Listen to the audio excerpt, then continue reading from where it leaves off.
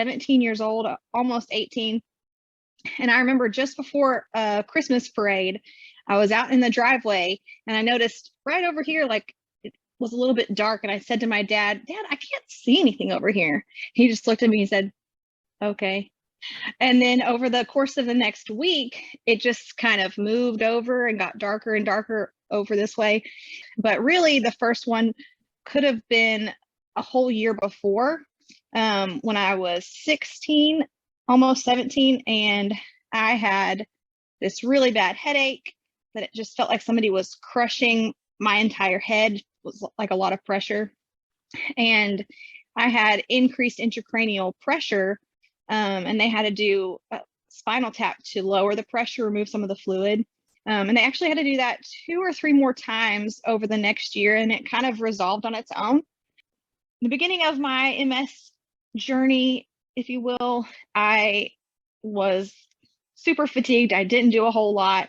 The thing when I was 17 with the headaches, they didn't even consider MS at the time. In fact, I went to the emergency room twice for this same headache. And the first time they sent me home and said I had migraines. And I told my mom, like, I had heard migraines described before. And I told my mom, this doesn't feel that way. I did get established with a neurologist at that point, but there was no thought of MS at the time. So the optic neuritis is what led to my diagnosis. I remember whenever a doctor walked in the room and just simply shined lights in my eyes. He shined a light in this side and then this side. And he said, "Oh, you really can't see." And my mom said, "I'm sorry, it's not that I don't believe her, but how do you know?"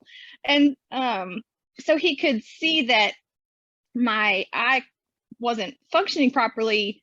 When light shined directly into it, he would shine a light in my left eye and both pupils would constrict. So he knew it wasn't a problem with the actual function of my eye. And so there were several more tests after that. That's what led to me being admitted to the hospital. They did an MRI, they did a spinal tap, and what caused the official diagnosis was multiple things. One of them was the presence of lesions on the MRI. You could see several of them, which is another thing that's not common. Usually the first MRI someone has, there aren't multiple lesions, there may be one.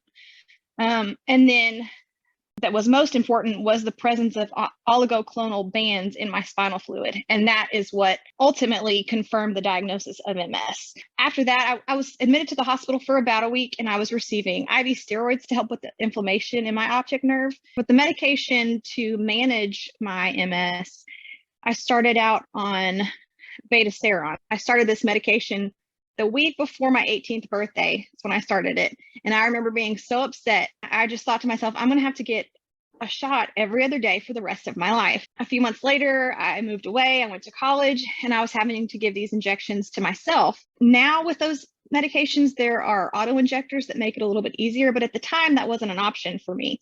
So I was having to literally give myself a shot with, no assistance, nobody there to do it for me. And it was a lot of psyching myself up to do it. On top of that, that medication in particular, one of the most common symptoms are flu-like symptoms. For some people, or for most people, they say those symptoms would go away after about a year or so once your body gets used to it. It never went away for me. So literally every other day I had flu-like symptoms. I would be nauseated, I would have chills, I would feel like I had the flu. And that got frustrating for me. So it was probably just a couple of years later when I just stopped taking it. It was probably several months later that I went to an appointment, told them my problem, and I switched to something different that wasn't going to make me feel that way. The second medication that I was on was Copaxone, which was also an injection. It was every day instead of every other day, but it didn't have those same side effects. The worst thing about the Copaxone was just the injection itself burned really bad. I wasn't super consistent about taking this injection because I didn't have any symptoms in my day-to-day life that kind of made me think, oh, I should take this medication so I don't have any damage. But I had a routine MRI and the doctor said, hey, you have several new lesions, so we're going to have to switch. And I really did not want to switch. So I said, I'm really sorry. I haven't been compliant. Just give me 6 more months. I'll be 100% compliant and please don't make me change, because I did not I did not want to go back to the beta-seron. It made me feel so terrible. So I was on the Copaxone for another 6 months. I had another MRI. I still had new lesions. And then I had to go back to the beta-seron.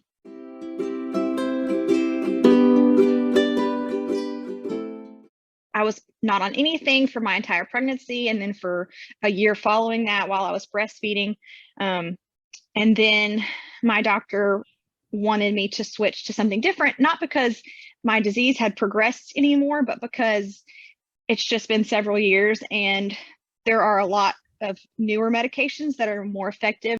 So the medication I'm on now is Ocrevus, which is an infusion that I get every 6 months. The infusion itself is a few hours long, and then over the next week or so, I am pretty exhausted, pretty wiped out, but nothing that keeps me from doing normal day-to-day things. In total, I've had 3 major flares, if you could call it that. And the first time, like I said, I was just walking to the car in the driveway and I just noticed it. Nothing significant, nothing drastic. And then the second time, the same thing. I couldn't even tell you when I noticed it. The third time, I was literally sitting on my couch nursing my newborn, and I kind of just noticed that it was a little bit darker. I almost thought a cloud had gone in front of the sun and that it was kind of dark outside. And I looked over and I was like, no, it's not even cloudy. So my vision is actually really good. Even with the damage that was done that's permanent, I still have 20/20 vision. I can tell there's a difference. Like if I'm reading a book up close, I can see that this eye is a little bit darker than this eye.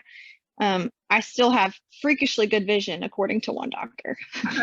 I was diagnosed in 2007.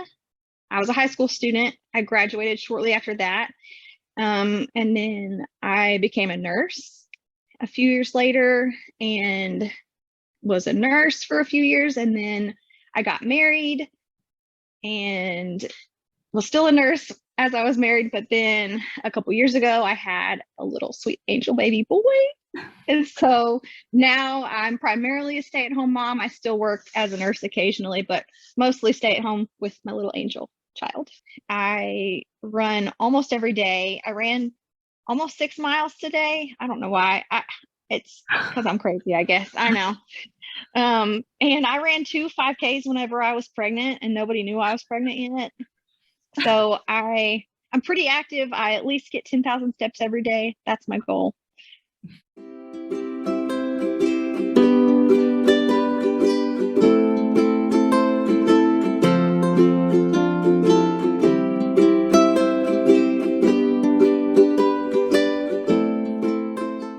I know that 80% or more of patients with a primary diagnosis of relapsing remitting will eventually progress into secondary progressive MS. I know that could happen to me at any time. So while I hope to still have a mild disease progress for the rest of my life, I do have to plan or think of the possibility of losing the ability to walk or losing the ability to see. But hopefully my future will look like it does now, with me being able to run every day and see perfectly clear and have, as much energy as any other mom with a toddler has. I would not want anybody to feel sorry for me just because they know somebody else who has a really bad disease progression, because not every person will have the same course of disease progression. Even if I were to have a significant decline, there's so many advances and opportunities and resources that life is still going to be good. Even if I am in a wheelchair, even if I am unable to see, life is still going to be good. Say